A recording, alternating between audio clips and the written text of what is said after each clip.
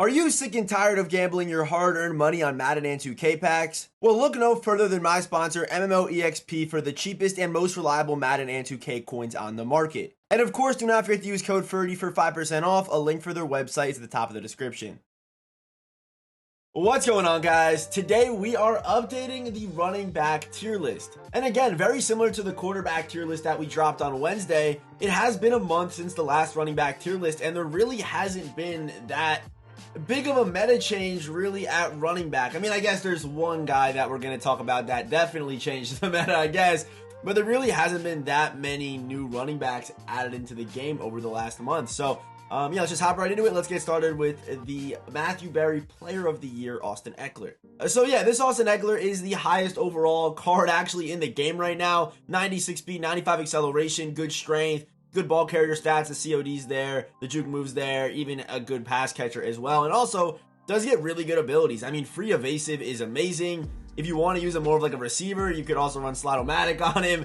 He's got some pretty wild abilities, and with him being a 97, he does get 3 different abilities in his 5th player specific slot, which is pretty good. So backfield master evasive for just 1 AP. I mean, that's pretty tough to beat right there. That's a really good setup. Ekeler honestly does play really well. I feel like a lot of Ekeler cards in the past haven't played that great, but this one is actually really, really good. So Austin Ekeler, I'm putting him easily at S tier. Definitely one of the better running backs in the game, easily top 5. Okay, so next up we have Rutgers legend Isaiah Pacheco, and he actually is really good again. I feel like this card is not one that I expected to play so well. I did a video on him over on the second channel, but I've honestly played against him a lot. I feel like there's a lot of Chiefs theme teams right now with the Chiefs still being in the playoffs and Mahomes getting a card, Tyreek having 99 speed, Pacheco now too. Chiefs theme team is honestly really good. Also, Juju came out yesterday as well, so Chiefs team definitely on the up for sure, but Pacheco does play super well. 95 speed, 97 acceleration. The short route running is definitely a problem. That's the one thing about this card that I'm kind of confused about, because he has really good catching, and you would expect this card to be a good pass catcher, but they gave him 56 short route running. But as a ball carrier with the speed and the acceleration, all is good. This card breaks tackles like crazy for whatever reason. However, to cover up the lack of route running, you can run short in, and it plays like any other short in running back will. So short in, jukebox for free. I like this combo a lot, or you can go short in, RB apprentice, depending on what you want to do there. Or you can go backfield mismatch for free, which also does cover up that route running. It is kind of up to you. So I probably would just run backfield mismatch on the card, honestly, and he definitely would play very well. If you're on last gen though, run joystick for 1 AP. Definitely gonna want to do that. And honestly, if you are on last gen, this card might be even a little bit higher for you. So I'm gonna put Pacheco right in between Dickerson and Kenneth Walker. Okay, so next up we have the Team of the Week, Player of the Week, Naeem Hines. And this card's an interesting one because he got this card for being a super good kick returner, but they only gave him 84 return. But this is a running back tier list. This card has decent stats, 95 speed, 93 acceleration, good juke, good COD, decent carrying, stuff like that. All looks good. A really good route runner, really good pass catcher. Almost Keith Byers levels. I mean, not that. He's not there, but he's close. 90 short route running, 91 catching. This card is going to play very well for you. And if we put the abilities on him, I mean, the abilities are decent. 1 AP evasive is pretty good, honestly, with playmaker, return man, short in. So probably evasive, short in on him, or apprentice, short in, depending on how you want to use him. We'd love to see that 1 AP backfield master. And this one was tough because I think I'm going to put Hines, like, he has better stats to me. I think what we got to do here, I think we got to move down Earl Campbell, because Earl Campbell's speed is hurting him too much. We're going to move down Earl Campbell to like here, and then let's move up Saquon. And I'm pretty happy with that, because Earl Campbell is still stuck. Like, Earl Campbell, when he came out, his speed wasn't that great, and that was obviously a while ago. So yeah, Earl Campbell, 93 speed. You're probably not using Earl right now. However, Earl does get still one of the better ability setups right now in the game for a running back. I know we're kind of going in depth here on a card that's been out for a minute, but if you don't know about him, he does get one of the better ability setups for a running back right now in the game, with evasive, tank, and backfield mismatch, which is the best of every kind of running back that you'd want. So Earl still gets good abilities, but that speed to me is slowly dropping him down the tier list. So I'm going to make that slight adjustment. And let's keep moving. Okay, so next up we have Team of the Week, Sean Alexander, with 95 speed, 95 acceleration, 5'11", 225 pounds. So a good, not going to say good height, but a good weight with good speed, good ball carrier stats. The spin move at 85 is beautiful because this allows you to have stats elsewhere, like good trucking, good stiff arm, great carrying, a great juke move. And this card's not much of a pass catcher. He's going to be a power back. That's what Sean Alexander cards should be, and that's exactly what they are. However, this card does get the ability to also be a little bit elusive or a pass catcher depending on what you want to do. So RB Apprentice is good for adding hot routes, but with his route running, it's not going to mean much. And yes, a Texas route does go crazy, and if you need flat routes for your schemes and your concepts, then you might run RB Apprentice, but without, short in or a backfield mismatch, RB Apprentice to me doesn't make much sense. So I would probably, on this setup, just run maybe evasive or tank, or maybe just run goal line back, or maybe just run evasive tank, or maybe just run tank. Maybe that's what you go with. So the abilities aren't perfect though, but for a power back with his build, this card does play very well on both Legends, or I guess on Legends, Commanders, and Seattle teams. So Sean Alexander, I'm going to throw him. It is tough, but I do think I would take DeMarco Murray over him. I like DeMarco's abilities a little bit more. And if you have a Seattle team, I do think probably Kenneth Walker is the move. It is close, and I guess if you want more of an elusive guy, you could go with Kenneth Walker. If you want the power, you would probably go with Sean Alexander, but it is pretty close between the two. But I do give the slight edge to Kenneth Walker. So next man up is the MCS Jonathan Taylor with the 94 speed, 92 acceleration. And honestly, if you just watch the EA live streams and you got this card and say you're like a no money spend or budget player, or if you're just getting into the game, Jonathan Taylor's a pretty damn good option. Does get some really good abilities, good route running, decent ball carrier stats, very well rounded, good speed, 5'10", 226, so a good build, a good weight. But anytime you're able to get free Bruiser on a card, you better run it. I'm not sure why they gave him Bulldozer and Bruiser. It's literally the same thing for 0 AP. But Bruiser 0 AP is a major W. Basically what it does is it's better stiff arms and trucking animations on the running back for completely free. And also RB Apprentice there too.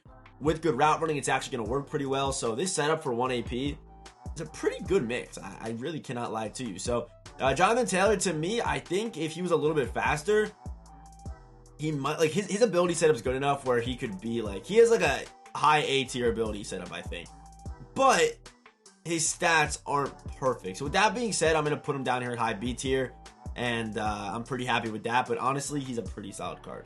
And next man up is the Comp Field Pass Travis Etienne, and this card again plays well. I feel like Etienne cards, even though he's 5'10", I mean he's a good weight at 215. I feel like his cards are always much bigger than what his height really suggests. I feel like he plays bigger, if that makes sense. But yeah, good stats, 95 COD, the good juke. Carrying could be better, not the best trucking, not the best pass catcher. Good speed, good agility, good decent acceleration. This card is okay. I think he's okay. I think he's a pretty solid field pass option. The speed definitely carries this card, and the COD and stuff like that definitely goes crazy.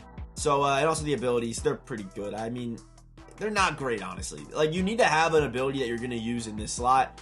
And in my opinion, if you're on current gen, I mean, if you're on last gen, you can run grab and go, but on next gen, don't run grab and go. There's no point. Don't even waste AP on it. So you probably would just run evasive on him, and that's it. Like, you're not going to spend AP for reach for it. You're just not going to do that. So to me, ETN is a card with some good stats and a good build, and a card that plays well, but the abilities to me just are not that great. So I'm going to put ETN back here with like Naeem Hines and Saquon.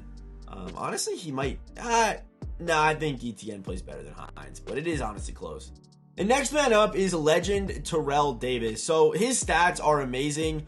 96 speed, top tier at the position. He's 5'11", 211.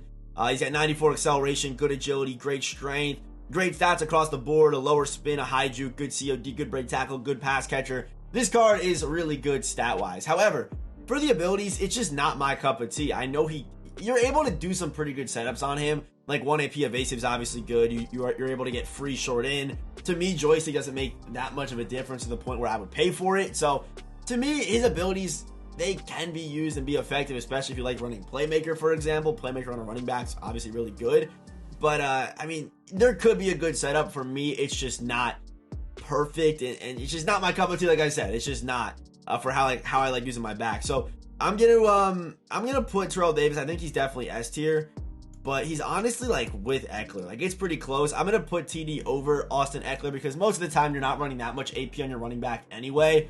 So it does kind of come down to stats a little bit more. So I'm gonna put Tyrell Davis just a little bit ahead of Austin Ekeler, but it is pretty close.